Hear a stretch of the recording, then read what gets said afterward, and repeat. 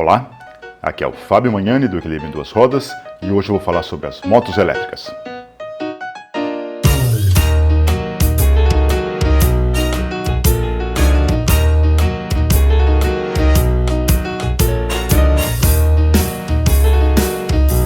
Oi, a ideia de hoje é mostrar uma das aulas que eu ministro na disciplina de Engenharia da Motocicleta na Universidade Federal de Pernambuco e que mostra umas contas que nos permitem mostrar ou comparar as motos elétricas com as motos convencionais.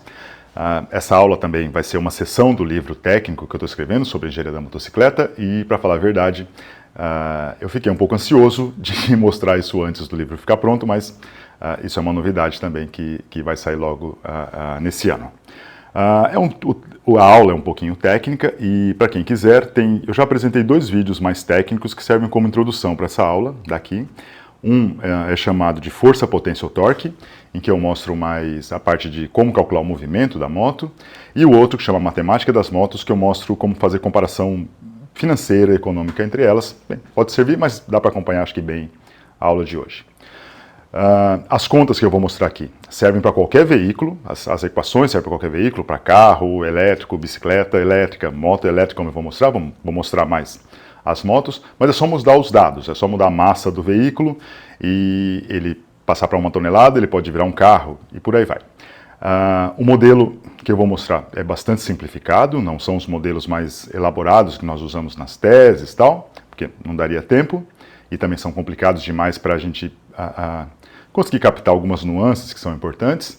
Então, por isso, os resultados que vão ser comentados aqui devem ser vistos só como tendências e não como respostas definitivas se uma é melhor do que a outra e por aí vai, né? Algumas questões importantes antes de começar a parte de cálculo propriamente dita são: primeiro, na virada do século XIX para o século XX, havia mais veículos elétricos do que veículos convencionais. Na realidade, havia uma competição entre veículos a vapor, veículos elétricos e veículos com motor de combustão interna, veículos a gasolina. Então, os veículos elétricos não são nenhuma novidade. A gasolina ganhou essa batalha, pelo menos temporariamente, não porque há uma conspiração entre quem produz petróleo, mas porque, basicamente, a gasolina tem uma densidade energética muito grande. Num quilo de gasolina, ou num litro de gasolina que seja, cabe muito mais energia do que em 1 quilo de bateria.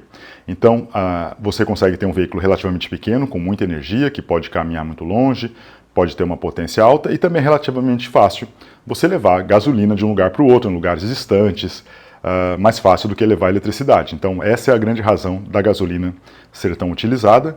E é claro que ela tem problemas ambientais, geopolíticos, guerras, financeiros e tal, mas do ponto de vista técnico é uma boa opção, por isso que a gasolina é tão utilizada. Os problemas que existiam com os veículos elétricos no começo, na virada do século XIX para o século XX, continuam existindo. Eles são, principalmente por causa das baterias, que são muito pesadas e muito caras, né? Então esse é um dos grandes problemas dos veículos elétricos não serem utilizados hoje em dia, mas é claro que a questão ambiental, principalmente, vem motivando todo mundo a querer desenvolver essas baterias, desenvolver esses veículos, para que nós podemos ter veículos mais limpos, né? No caso das motos, em que o peso e o tamanho do motor é significativo em relação ao veículo total, essa questão de peso, de volume e de preço das baterias é mais impactante ainda. Então é mais complicado ter moto elétrica do que ter carro elétrico, né? E outra questão também que eu vou comentar durante o vídeo é assim, legal que nós temos veículos elétricos aparecendo por aí, motos elétricas, só que nem todos são de boa qualidade. Alguns são bem vagabundos e as pessoas fazem propaganda como se fossem coisas modernas, como se fossem coisas boas.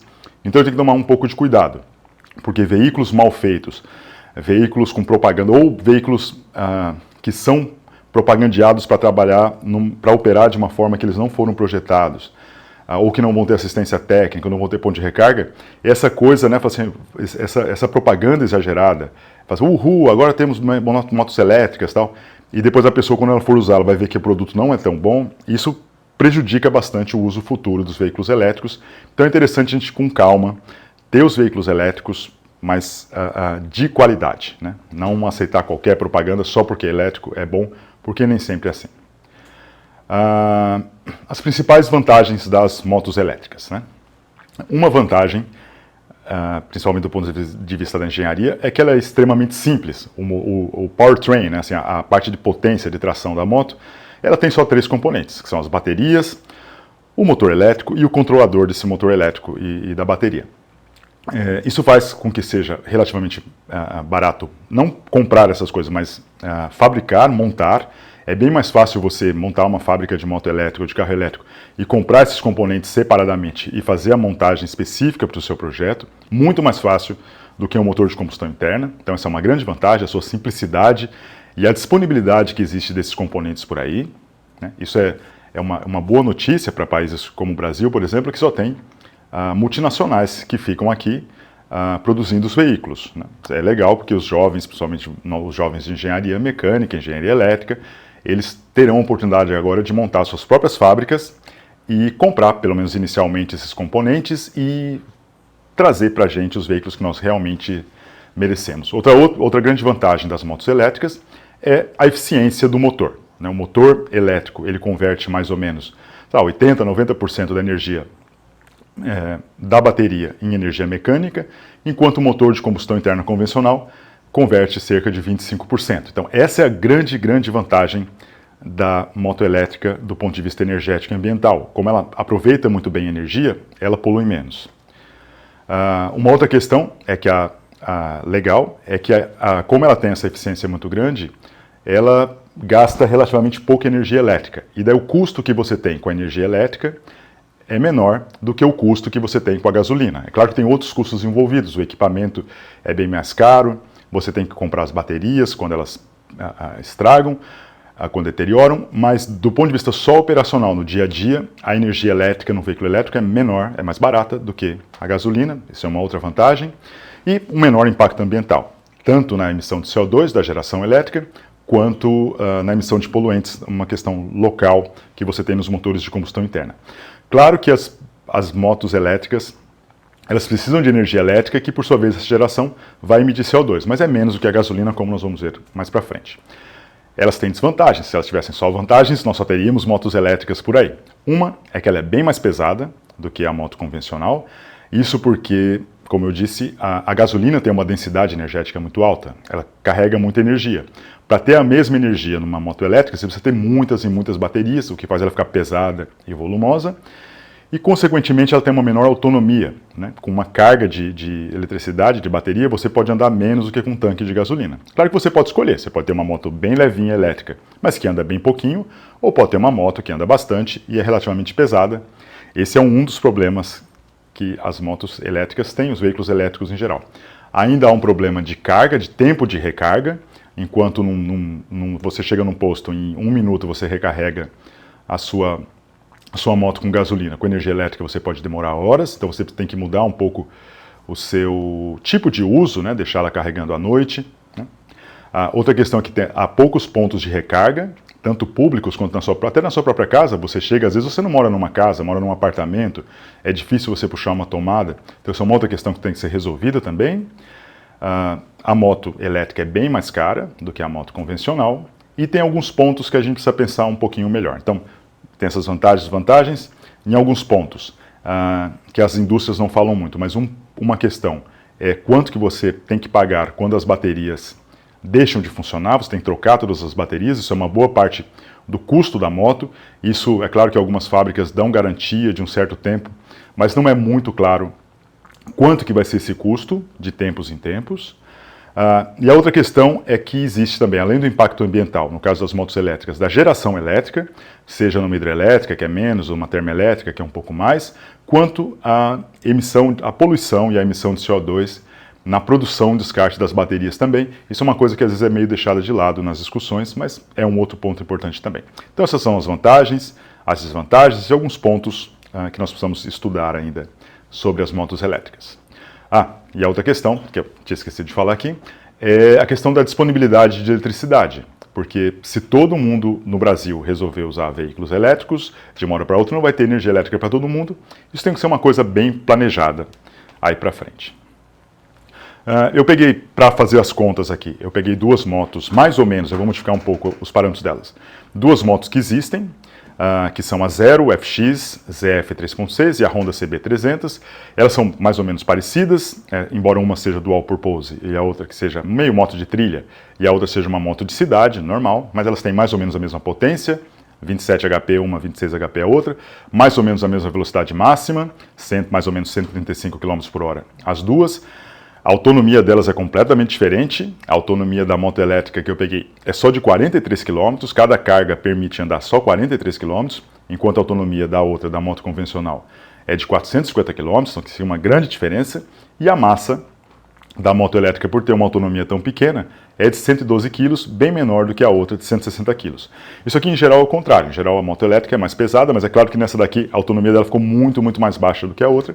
E o preço, enquanto uma custa 15 mil reais aqui no Brasil, a convencional, a elétrica nos Estados Unidos custa 10 mil dólares, o que com, sei lá, com impostos, importação, com tudo, ficaria 60, 70 mil reais aqui no Brasil, né? Conversão de dólar, mais impostos e tudo, transporte. Então a moto elétrica é muito mais cara do que a moto convencional. Bem, eu vou, para elas ficarem um pouco mais parecidas, no modelo matemático eu vou criar duas motos virtuais que são um pouco mais próximas. As duas vão ter potência de pico de 25 HP, mais ou menos parecido, vão ter a mesma aerodinâmica e o mesmo coeficiente de rolagem, a mesma resistência ao movimento, dado pelo amortecedor, pelo pneu e tal. Então, as motos em si vão ser muito parecidas e a potência delas vai ser muito parecida também. As diferenças vão ser a massa, a moto elétrica vai ser um pouco mais pesada, vai ser 30 kg mais pesada, para tentar imaginar uma moto que teria mais ou menos a mesma autonomia do que uma moto convencional. O preço, a moto elétrica vai ser mais cara, vai ser o dobro do preço, mas não tão mais cara como no caso real nós temos hoje em dia.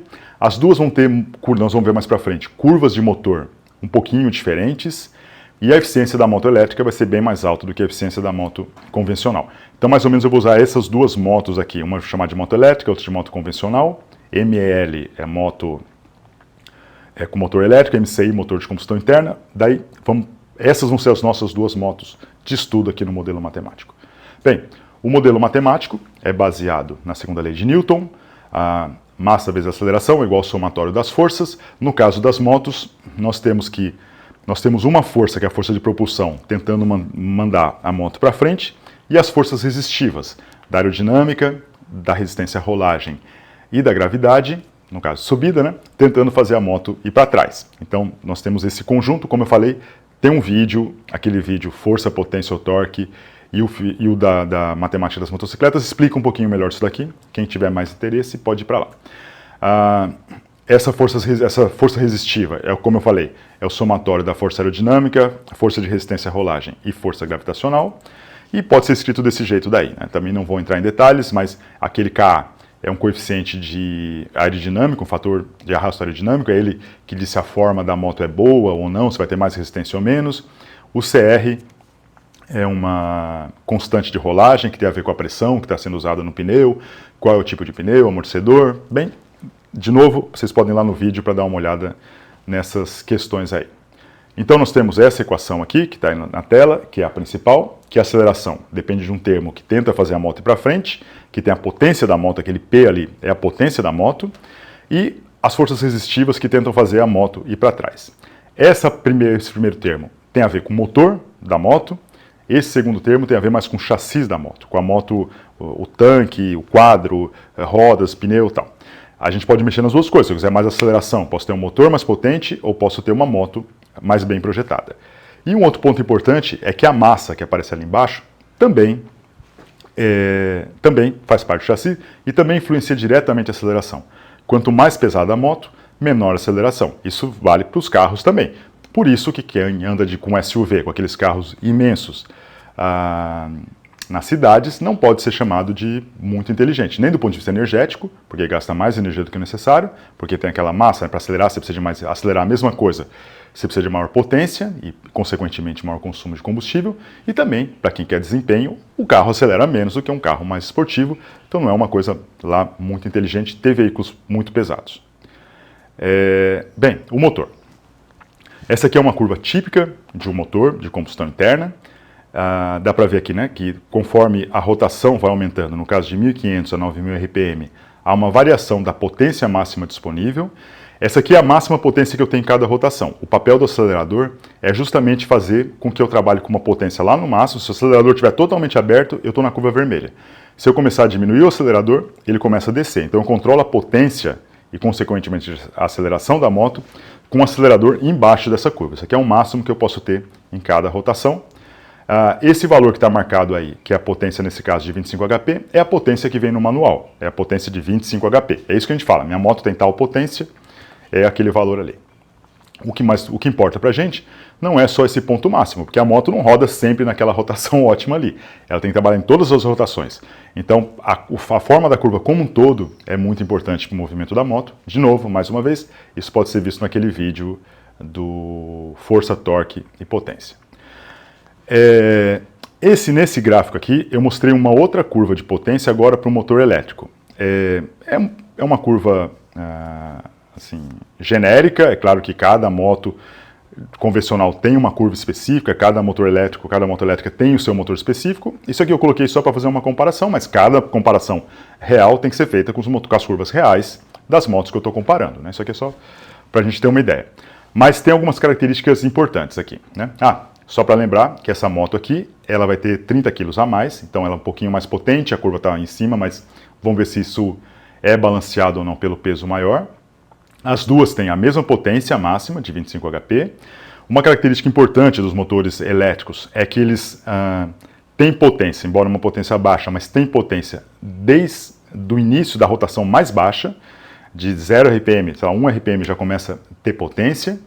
Isso não acontece no caso dos motores de combustão interna. A gente sabe que se a gente tentar rodar muito lentamente o motor de combustão interna, o motor morre. Ele não consegue operar com uma rotação muito baixa.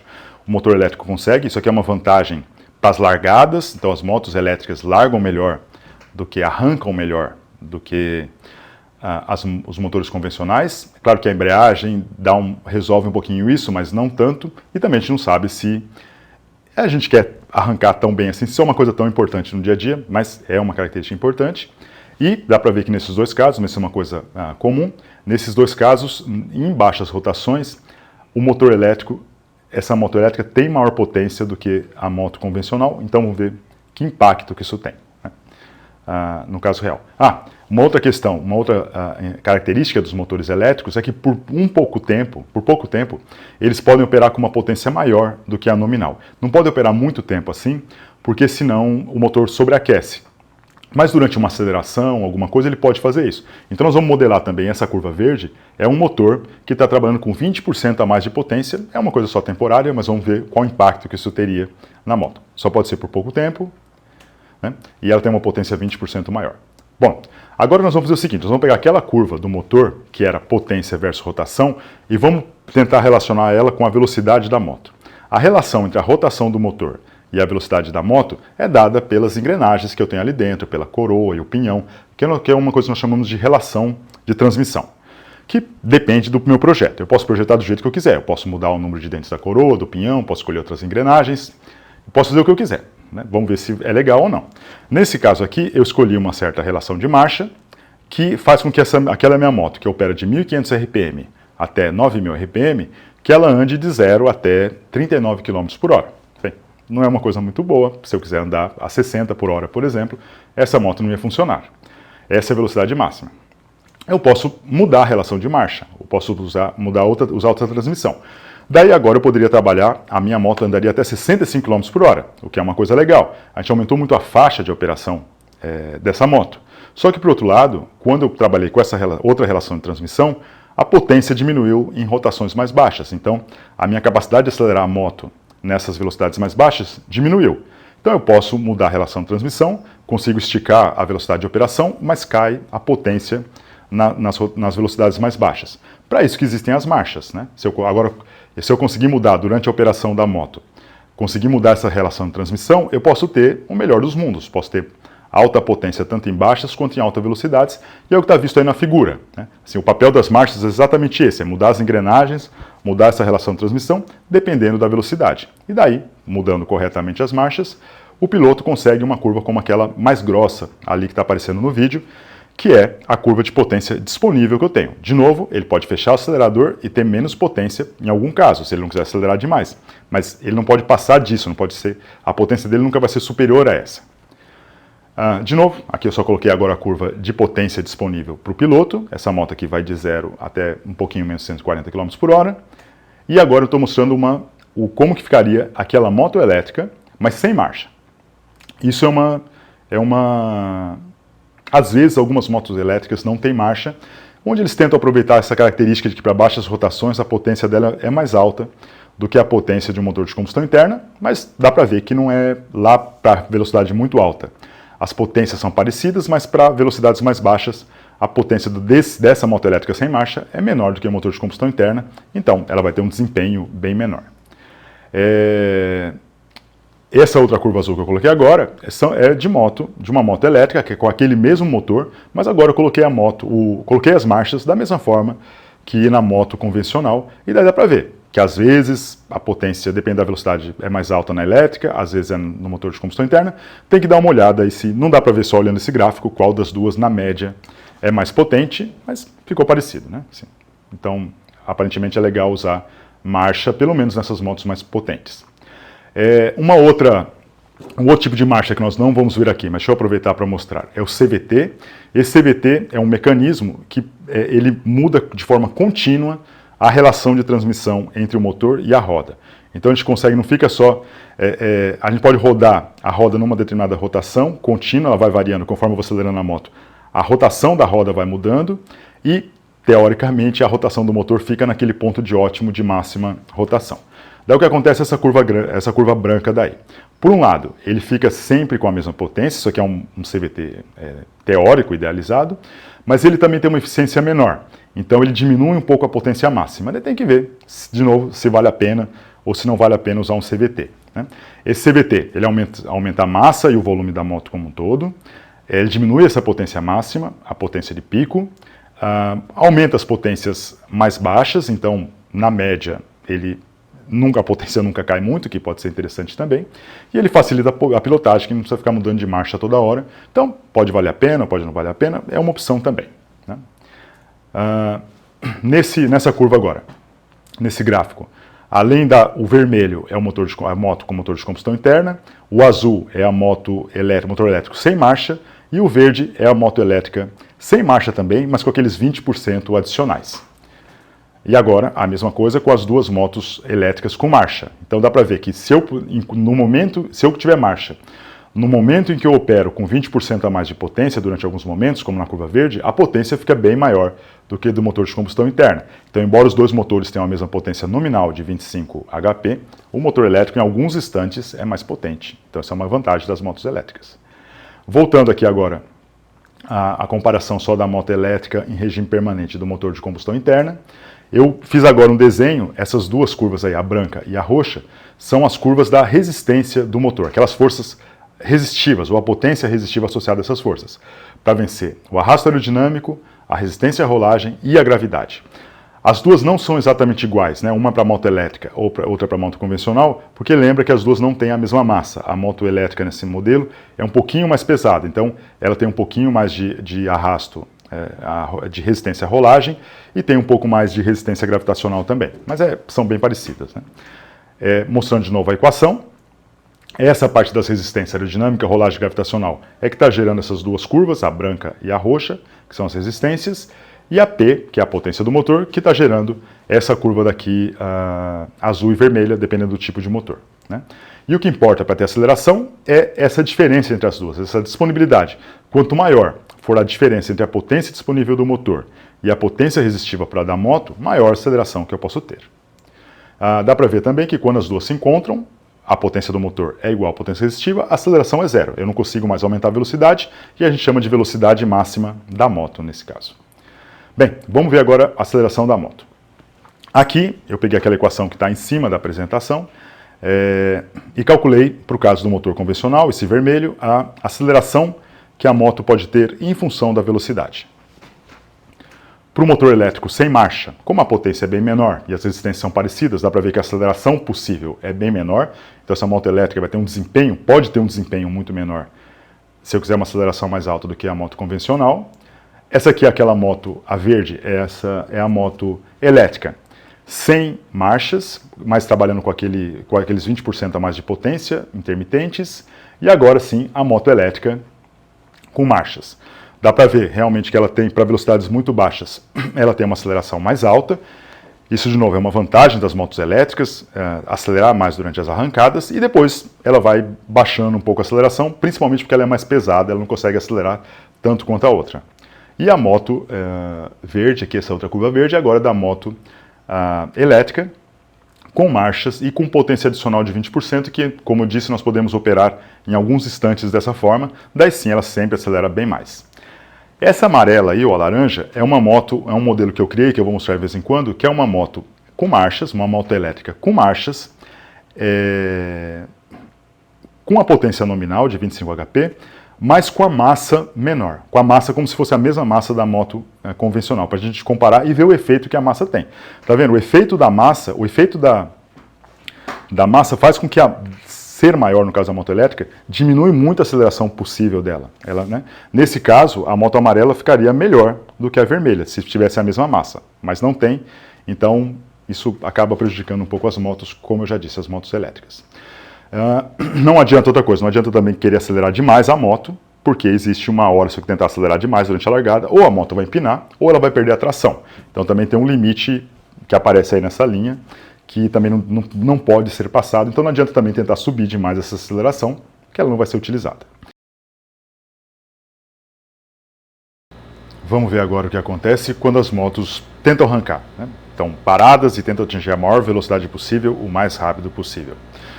Nesse gráfico aqui, nós estamos vendo o comportamento das 4 motos, a moto convencional, vermelha, a moto elétrica com marcha azul, a moto amarela, que também é uma moto elétrica com marchas, mas com uma massa menor, com uma massa igual ao convencional, e a moto verde, que é aquela moto a moto elétrica, que durante alguns instantes ela pode operar com uma potência maior de 20%.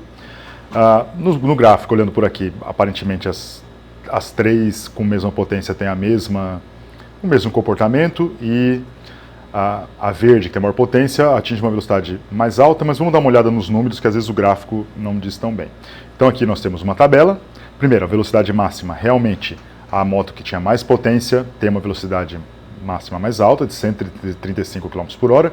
Essa pista daqui ela tem uma inclinação de 1 grau, por isso que a velocidade máxima da moto não está igual a que eu especifiquei lá no começo, de 135 km por hora. Né? Se fosse a 0 grau, se fosse exatamente plano, a gente teria uma velocidade um pouquinho maior, mas para comparar, tá bom. Então essa é uma diferença. Em relação à velocidade máxima, as outras 3 motos que têm a mesma potência, de 25 HP, têm praticamente a mesma velocidade. Em relação à aceleração, a moto mais potente acelera bem mais rápido, tanto de 0 a 60 quanto de 0 a 100, 2,4 segundos e 7,3 segundos, obviamente. A moto convencional, ela é um pouquinho mais rápida de 0 a 100, mas ela é igual à elétrica de 0 a 60, porque lembra que nas velocidades mais baixas a moto elétrica arranca melhor. Depois ela acaba perdendo um pouco, porque a potência dela não é tão alta, mas no começo, pelo menos, elas são iguais. E dá para ver a vantagem que nós teríamos se a moto fosse a moto elétrica, a laranja, tivesse uma massa igual à massa convencional, se ela fosse um pouquinho mais leve, porque daí ela conseguiria acelerar, ganhar as duas coisas. Ela ganharia de 0 a 100 no final, por ter um pouco mais de potência, mas ganharia logo no início também pela arrancada. Então ela teria as duas vantagens, e por isso que eu insisto tanto nessa necessidade de baixar o peso das baterias. Eu e a torcida do Flamengo, ou do Corinthians, melhor ainda. Vamos ver agora, vamos fazer uma comparação agora entre as energias e as emissões dos dois tipos de moto. Primeiro, vamos comparar a energia elétrica da bateria com a gasolina que está no tanque, a fonte da energia. Então, primeiro, a densidade energética, como eu já disse, é bem diferente. Enquanto 1 kg de gasolina carrega em si 42 MJ de energia, 1 kg de bateria de lítio ainda, que é uma das melhores, carrega 0,7 MJ por quilograma. 1 kg carrega apenas 0,7 MJ. Então essa é a grande vantagem da gasolina. Tem muito mais energia por quilo do que a bateria. Isso faz com que as motos convencionais sejam mais leves, possam andar mais e por aí vai. A tarifa das duas por energia é mais ou menos a mesma, 15 centavos por megajoule de eletricidade, R$14 por megajoule de combustível, muito parecido, e a emissão das duas também é muito parecida. Cada megajoule elétrico para ser gerado, isso aqui é no caso de uma hidrelétrica grande, com grande reservatório, é 78 gramas de CO2 por megajoule elétrico gerado, e no caso da gasolina, 73 gramas de CO2 por megajoule de combustível. Isso aqui pode parecer estranho, né? A gasolina emitir um pouquinho menos do que a eletricidade, do que a produção da eletricidade, mesmo no caso de uma hidrelétrica, mas a gente vai ver que isso acaba não sendo bem assim quando a gente coloca as duas coisas no motor. Bem, agora vamos dar uma olhada no que acontece quando nós colocamos essa energia, ou da bateria ou da gasolina, nos seus motores. Primeiro, uma outra grande diferença entre essas duas motos é a conversão entre a energia da fonte e a energia mecânica. No caso do motor elétrico, a eficiência, levando em conta a bateria, carga, descarga, eu estou colocando aqui uma conversão de 70%, e no caso do motor de combustão interna, uma moto convencional, de 20%. Isso aqui que estraga muito as coisas, faz a gente perder muito no caso da gasolina, que é essa conversão no motor, que é muito baixa. E fazendo essa conversão, a densidade energética agora, em quanto que eu tenho de energia mecânica por quilograma de bateria, né? Porque o que importa, para comparar as duas motos, eu tenho que comparar a energia mecânica, porque é o que elas vão fazer, elas vão subir, vão acelerar, vão vencer as resistências, é isso que importa, né? Para fazer uma comparação com duas motos parecidas, elas têm que andar do mesmo jeito e tem que ter uma energia mecânica parecida. Então, quando eu faço a conversão, eu tenho 0,5 megajoule de energia mecânica para cada quilograma de bateria, e eu tenho, no caso da bateria, mesmo tendo uma eficiência baixa de conversão, como ela tem uma densidade muito alta, ainda continua sendo relativamente alto. 8,4 megajoule de energia mecânica na moto convencional por quilograma de gasolina. Mesmo assim, ela é 16 vezes maior do que no caso da bateria de lítio. Essa, de novo, é uma grande vantagem das motos convencionais, das motos a gasolina. A tarifa agora muda bastante. No caso da elétrica, eu gasto 20 centavos por cada megajoule de energia mecânica, que vai movimentar a moto, e no caso da energia da gasolina, como a conversão é baixa, eu gasto 70 centavos, né, de real por cada megajoule de energia mecânica para movimentar a moto. Então, eu gasto 3 vezes mais com gasolina para fazer a mesma coisa do que com energia elétrica. E a emissão também acontece a mesma coisa por causa da conversão. Depois que eu converto, para cada megajoule de energia mecânica, eu vou emitir 111 gramas de CO2, e para cada megajoule de energia mecânica na convencional, eu vou emitir 365. Então, para cada megajoule mecânico de movimento, a moto convencional também emite 3 vezes mais do que a moto elétrica. Bem, e aí só estamos confirmando em números o que eu já tinha dito em palavras lá no começo. Falar um pouquinho sobre essa conversão, a eficiência de conversão, seja da energia da bateria em energia mecânica ou da gasolina em energia mecânica no caso do motor convencional, elas variam com um monte de coisas, com tempo de carga, tempo de descarga, com a rotação, com uma temperatura do ar, com milhões de coisas. Aqui eu inventei só uma curva assim, genérica para representar as duas motos. No caso do motor elétrico, a eficiência máxima, a eficiência vai de 0,63 a 0,90, a eficiência de conversão, e na média, quando eu fiz as simulações aqui, deu 83%. No caso do motor convencional, a conversão mecânica, no motor, térmica, né, vai de 0,24 a 30%, e o médio foi 0,28. Isso aqui é a eficiência que eu estou mostrando só da conversão da fonte em energia mecânica na saída do motor. A eficiência toda global é um pouco diferente, porque leva em conta também a potência para vencer o atrito nos mecanismos, na transmissão, para alimentar os acessórios. Então, por isso que a eficiência ficou 70% no caso da moto elétrica global e 20% no caso da moto convencional global. Também nós vamos ver depois esses resultados um pouco mais para frente. Aqui só mostrando os gráficos, os mapas de eficiência, para ver como que mesmo no nosso caso mais simples, variam ainda com a rotação e com o uso do acelerador. E vamos ver o que acontece agora com a moto numa condição um pouco mais realista, porque naquele outro estudo a moto acelerava o máximo possível, nem sempre a gente quer fazer isso. Vamos ver uma coisa mais convencional. Então, nesse caso aqui, nós queremos fazer um movimento, a moto está parada no tráfego, no sinal de semáforo, ele abre, ela acelera em 100 metros de 0 a 60 km por hora, e depois ela caminha os outros 300 metros a 60 km por hora. Vamos ver o que acontece com essas motos.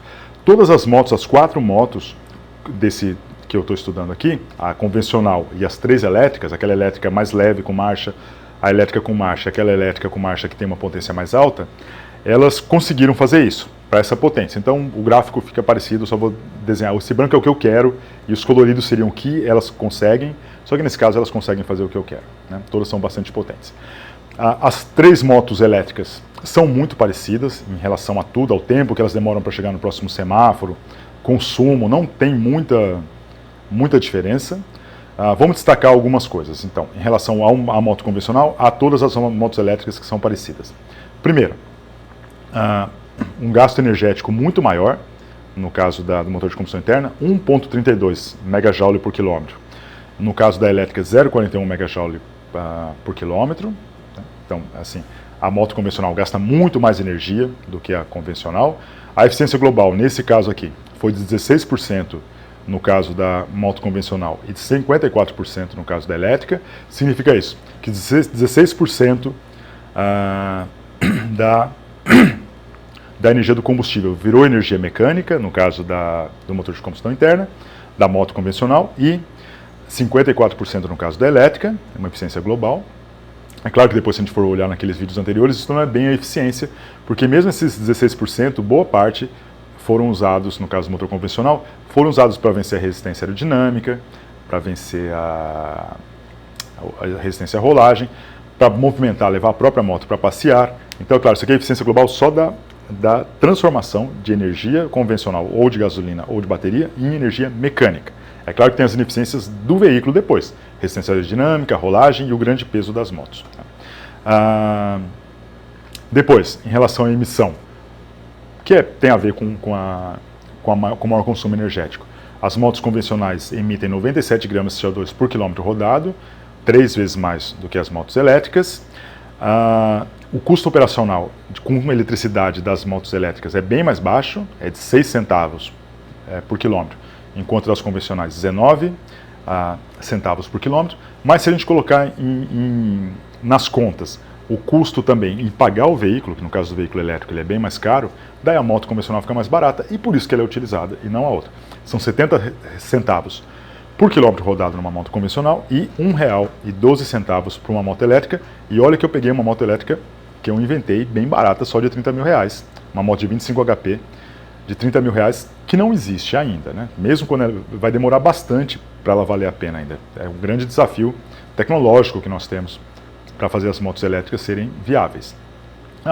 E quantos quilômetros ela faz por litro? A nossa moto convencional fez 23,4 km com litro, e se eu fizer um ajuste tentando imaginar quanto que eu teria que gastar de gasolina para ter a mesma energia na bateria, a moto elétrica faria alguma coisa como 74 km por litro equivalentes de gasolina. Então, a moto elétrica é bem mais eficiente do ponto de vista energético, como está explicado nos outros números.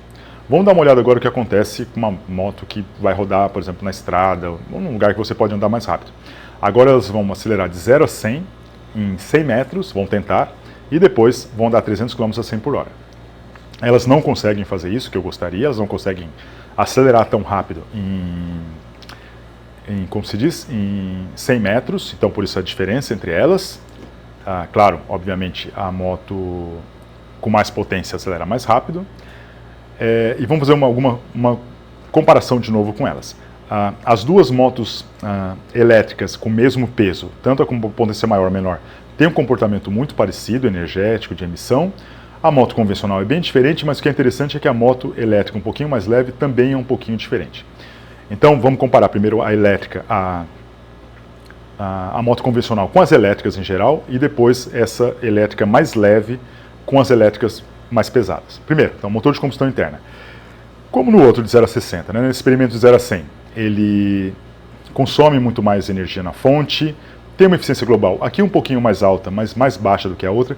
Essas eficiências globais ficaram mais altas aqui do que no caso de 0 a 60, porque no meu modelo a potência dos acessórios, a potência de atrito, ela não varia com a potência que eu estou utilizando. Então elas são mais importantes quando a potência é mais baixa. Mas isso é por causa do modelo simplificado que eu usei, né? De novo, a gente não deve se prender tanto a esses resultados numéricos exatamente, porque eles dependem dos dados, e os dados foram relativamente genéricos. Eu não tinha os dados reais dessas motos para colocar aqui, mas se alguém tiver, é só colocar os dados e os valores vão ser mais precisos. A moto convencional emite mais CO2 por quilômetro do que as motos elétricas, continua sendo mais caro, sendo mais alto o gasto com gasolina do que com eletricidade, mas por outro lado, levando em conta que eu tenho que pagar posso ter uma moto mais barata. No global, levando em conta a aquisição, a moto convencional continua sendo mais barata, mesmo tendo inventado uma moto só de 30 mil reais elétrica, e essa moto faria 14 km com litro, né, acelerando o tempo todo, 0 a 100, anda um pouquinho para, 0 a 100, 0 a 100, por isso que eu tão baixo, de 14 km, e a moto convencional a moto elétrica faria 40 km com litro. Comparando agora, nessa última coluna direita, a moto elétrica mais leve com a moto elétrica mais pesada, nós podemos destacar ali o gasto energético dela, que é mais baixo, 0,73 MJ por quilômetro de energia elétrica, em relação a 0,78, no caso das motos mais pesadas. Consequentemente, ela emite menos, 57 gramas de CO2 por quilômetro, ao invés de 61, no caso das outras duas, e ela tem uma economia um pouquinho melhor, equivalente de gasolina. Ela faria o equivalente a 43 km com litro, enquanto as outras mais pesadas, 40 km com litro. Aqui mostrando então a vantagem de se ter uma moto elétrica mais leve. Moto em geral, qualquer moto mais leve, mas nesse caso uma moto elétrica mais leve. Bem, algumas conclusões. As motos, desde que tenham potências parecidas, né, as motos tiveram uma performance parecida em aceleração, velocidade máxima e tal. Isso porque, no caso da moto elétrica, né, ela é mais pesada, o que é ruim, mas por outro lado ela acelera melhor nas largadas, então isso acaba compensando um pouquinho, são parecidas. As motos elétricas definitivamente emitem menos CO2 por quilômetro, isso é uma grande vantagem delas. As motos elétricas têm um menor valor operacional, é verdade, só que isso não é compensado pelo maior valor de aquisição que elas têm. Então elas continuam no global sendo bem mais caras do que as motos convencionais, e essa é a razão principal por elas não serem vendidas. Para o desempenho da moto, o mais importante é a potência que ela tem, ou que não foi estudado aqui, ou as resistências que ela tem, o peso, a resistência aerodinâmica. Não é tão relevante para performance, se ela é elétrica ou convencional, se tiver a mesma potência. E no caso que nós estudamos, né, as potências foram bem dimensionadas, as motos foram bem dimensionadas para fazer o que elas fariam, que era arrancar até 130 km por hora, sair do semáforo e para 60 e para 100, então são motos razoáveis. Se a gente fosse fazer um estudo de motos menos potentes, né, scooters, alguma coisa assim, daí a performance poderia ser bastante diferente. Isso aqui eu faço outro dia. Por falar nisso, deixa eu aproveitar para falar uma coisa importante. Quando a gente compra uma moto convencional, ou vê na propaganda, normalmente eles falam quantos HPs elas têm. E quando nós vamos comprar uma moto elétrica, eles não falam em HP, eles falam em watts. E daí muitas vezes é difícil até comparar. Por exemplo, quanto que são 2.000 watts? Fala assim, uma moto elétrica de 2.000 watts. Quando a gente faz a conversão, 2.000 watts é equivalente a 2.7 HP, uma cinquentinha. Não é nada do outro mundo. Então, outra coisa que seria legal seria que as fábricas comparassem ou dessem as informações nas mesmas unidades, para a gente poder comparar as motos como eu fiz aqui. Todas as motos tinham, por exemplo, 25 HP. Né? Esse watt não é muito utilizado para veículos, e daí a gente fica um pouco confuso, né? Só colocar assim, 1.500 watts, 2.000 watts, parece muita coisa, mas não é. Que mais?